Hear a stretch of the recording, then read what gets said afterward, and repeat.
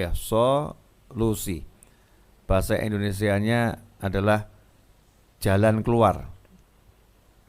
Jadi setiap orang hidup ini kan ada masalah, setiap orang hidup ada ujiannya. Seringkali kita menemui jalan yang dikatakan jalan buntu oleh orang-orang, mengalami kesulitan-kesulitan yang membuat lelah dan membuat seringkali merasa nggak ada jalan keluar. Ya, nggak ada jalan keluar. Nah, malam ini kita akan belajar tentang solusi jalan keluar. Insya Allah kita termasuk orang-orang yang selalu diberi solusi oleh Allah Subhanahu wa ta'ala. Amin Allahumma amin. Jalan keluar dicari. Jadi banyak orang yang dia itu mencari jalan keluar untuk masalahnya, mencari solusi untuk masalahnya, dan seringkali bingung karena menemukan jalan buntu.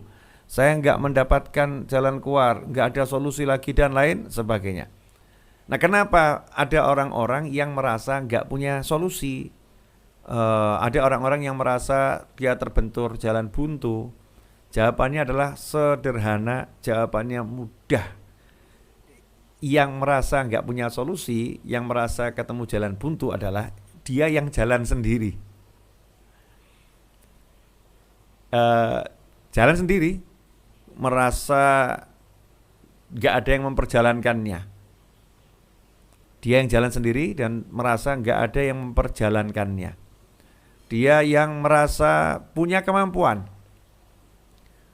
Dia yang merasa punya kekuatan. Nah, itulah orang-orang yang nantinya kalau nggak sadar maka akan mengalami yang namanya kebuntuan, kemudian mengalami yang namanya stres, ya, karena dia pakai semua akalnya, dia pakai semua kekuatannya, dia pakai semua kemampuannya, tetap jalan buntu, nggak ada jalan keluar. Nah, beda dengan orang-orang yang berjalan selalu bismillah dengan Allah. Berjalan selalu bismillah dengan mengharap pertolongan Allah.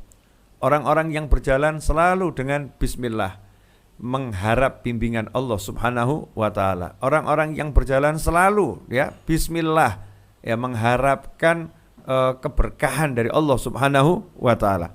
Nah, manusia-manusia yang selama perjalanan dari awal sampai kapanpun juga dia tidak melepaskan bismillah, maka hidupnya tidak akan pernah merasakan pusing walaupun mengalami pusing. Hidupnya nggak akan pernah merasakan lelah walaupun hidupnya itu melelahkan. Walaupun hidupnya melelahkan, hidupnya nggak akan pernah merasa susah walaupun hidupnya itu penuh dengan kesusahan, tapi dia nggak akan pernah merasakan semua itu. Kenapa? Karena dia bersandar kepada Allah, dia selalu minta tolong kepada Allah, dia selalu mengharapkan bantuan dari Allah Subhanahu wa ta'ala. Masalah yang pernah dihadapi oleh Nabi Yunus alaihissalam. Nabi Yunus alaihissalam itu ada beberapa masalah yang dihadapi dalam perjalanan hidup beliau. Yang mau saya ambil ketika beliau dakwah di kaumnya, kemudian kaumnya tidak ada yang mendengarkan. Dalam arti yang mendengarkan sedikit, yang menolak banyak. Yang menolak banyak, sampai akhirnya beliau mengambil keputusan, beliau mau cari tempat dakwah yang lain, lahan dakwah yang lain. Beliau tinggalkan perkampungannya, tinggalkan tempat di mana beliau berada, alaihissalam, keluar menuju tempat yang lain dengan niatan-niatan yang luar biasa baiknya.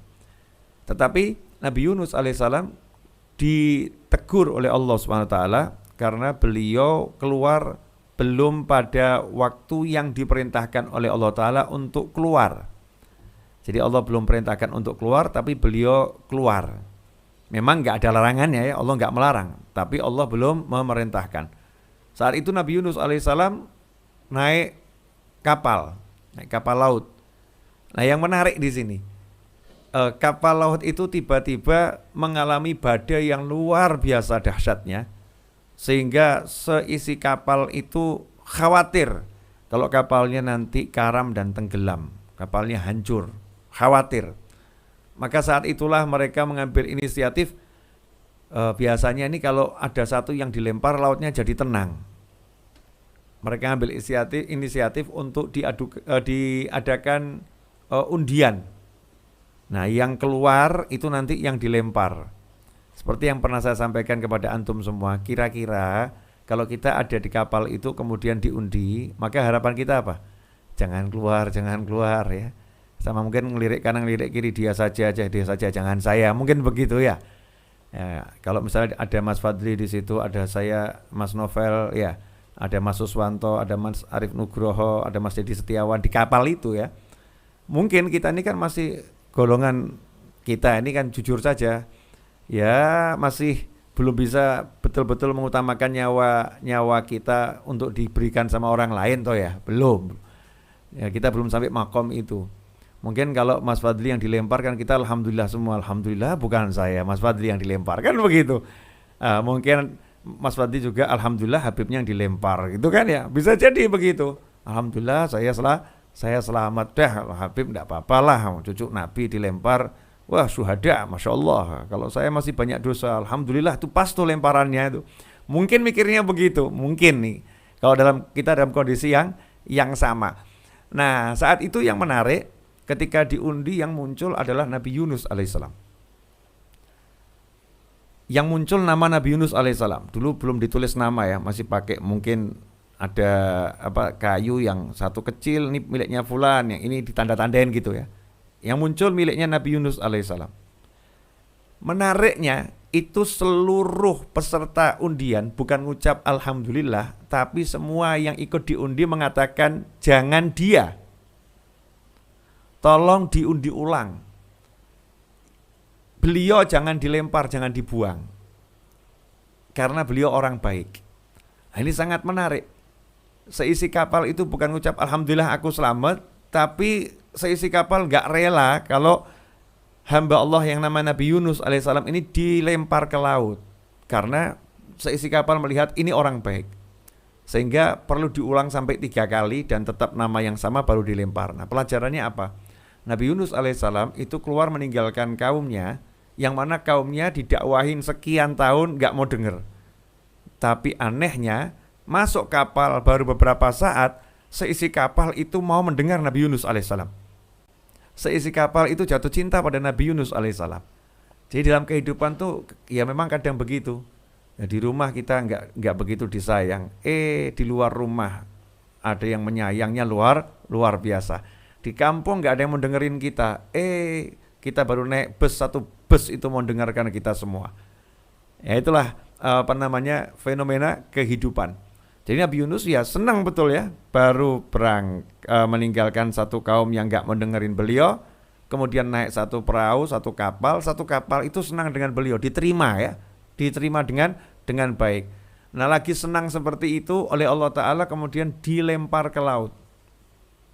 Tetapi Allah Subhanahu Wa Ta'ala memberikan pertolongan yang luar biasa, di mana Allah kirimkan yang namanya ikan paus.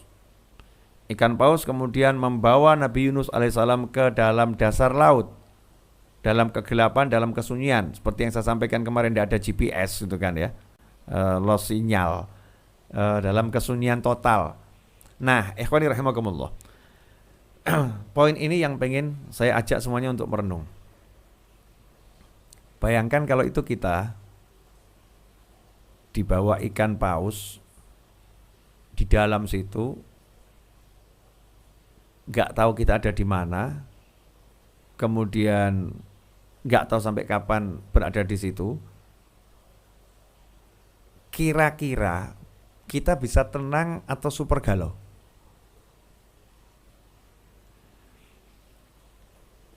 Jangankan kok di dalam perut ikan paus, terperangkap di dalam sebuah gua itu, gak ada orang tahu, no sinyal. Kira-kira tenang atau galau? Nah, ini pertanyaan sederhana yang mari kita tanyakan pada diri kita masing-masing. Kalau kita mengalami yang sama, kita berpikir dapat solusi atau berpikir udahlah, khatam, udah selesai nih, hidup saya selesai, gak mungkin saya bisa keluar dari gua ini, gak mungkin saya bisa keluar dari perut ikan ini selamat. Gak mungkin, saya masih punya usia, gak mungkin saya punya nyawa. Gak mungkin, dah ini akhir hidup saya. Jadi jangan berpikir untuk hidup setelah ini. Dah kamu khatam, selesai kamu. Mungkin kita akan berpikir seperti itu. Nah kalau udah berpikir seperti itu, bisa tenang atau galau? Nah inilah yang perlu dijelaskan kepada setiap orang yang beriman kepada Allah Subhanahu wa ta'ala, bahwasannya jangan terburu-buru menghakimi kehidupan. Jangan terburu-buru menghakimi kehidupan dengan pengetahuan yang kita miliki, dengan ilmu yang kita miliki, dengan prasangka-prasangka yang kita miliki. Jadi kita membuat suatu keputusan bahwasannya hidup saya nggak mungkin setelah ini jadi sukses. Hidup saya nggak mungkin setelah ini menjadi baik. Nggak mungkin setelah ini saya akan mendapatkan kemenangan, keberhasilan. Nggak mungkin. Karena faktanya saya terkurung. Faktanya saya berada dalam perut ikan paus. Nggak mungkin, nggak mungkin, nggak mungkin. Ini adalah pola pikir yang salah. Tapi pola pikir yang benar adalah selama seseorang itu bersandar pada Allah Subhanahu wa ta'ala, maka tidak ada kata tidak mungkin. Sebab kalau udah berhubungan sama Allah, yang gak mungkin jadi mungkin. Yang gak masuk akal akan jadi bisa terjadi. Yang pasti dia akan hancur, tapi kalau udah judulnya itu ditolong sama Allah, ya gak jadi hancur. Karena bersandar pada Allah Subhanahu wa ta'ala. Contohnya kasus Nabi Yunus alaihissalam. Nabi Yunus saat itu langsung bersandar pada Allah Ta'ala, melepaskan diri dari sandaran-sandaran kepada apapun itu, sembari mengatakan la ilaha illa anta subhanaka inni kuntu minadh dhalimin. La ilaha illa anta. Gak ada Tuhan kecuali Engkau ya Allah. Gak ada yang bisa nolong saya kecuali Engkau. Jadi gak sibuk mikir upaya A, upaya B, atau mungkin gimana caranya buat ikan pausnya muntah. Kalau buat ikan pausnya muntah, dimuntahkan ke dalam laut kan tambah celaka ya. Atau gimana ini biar ikan pausnya membawa saya ke daratan. Gimana cara bicara dengan ikan paus? Udah enggak, itu upaya-upaya yang melelahkan, tidak ada hasilnya. Maka langsung kontak Yang Maha Kuasa. La ilaha illa anta subhanaka inni kuntu minadh dhalimin. Di titik mustahil selamat. Di titik mustahil selamat, di titik mustahil bisa keluar dengan selamat, di titik mustahil bisa kembali ke kampung, jangankan keluar, berpikir kembali ke kampung awal tadi, tempat di mana saya berdakwah, saya mau pulang kampung saja, kembali ke sana. Di titik yang nggak mungkin bisa ketemu manusia lagi, udah terperangkap dalam perut ikan paus. Nabi Yunus alaihissalam melepaskan titik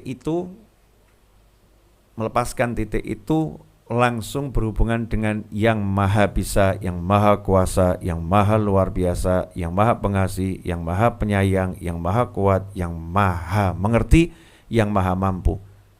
Sembari menegaskan kepada dirinya dan kepada siapapun, dan ikrar kepada Allah Ta'ala, la ilaha illa anta, la ilaha illa anta, la ilaha illa anta. Gak ada Tuhan kecuali Engkau ya Allah. Gak ada yang punya kecuali Engkau ya Allah. Gak ada yang bisa kecuali Engkau ya Allah. Gak ada yang mampu kecuali Engkau ya Allah. Subhanak, Maha suci Engkau. Maha suci Engkau. Yang lain itu kotor ya Allah. Yang lain gak bisa ya Allah. Maha suci Engkau dari kelemahan. Maha suci Engkau dari ketidakberdayaan. Maha suci Engkau dari ketidakmampuan. Maha suci Engkau dari hal-hal yang disifatkan pada makhluk. Maha suci Engkau. Subhanaka inni kuntu minadh dhalimin. Sungguh aku termasuk dalam kelompok orang yang zalim. Aku yang salah ya Allah. Aku yang salah. Aku yang kurang benar. Aku yang kurang taat. Ini Nabi Yunus loh. Tidak ada Nabi maksiat. Suci dari segala kemaksiatan dan dari segala perbuatan makruh, perbuatan yang nggak ada manfaatnya, nggak mungkin Nabi melakukan itu. Ini Nabi yang taat pada Allah Ta'ala, yang sempurna dalam ketaatan, mengatakan sungguh aku termasuk orang yang zalim, menyalahkan diri sendiri.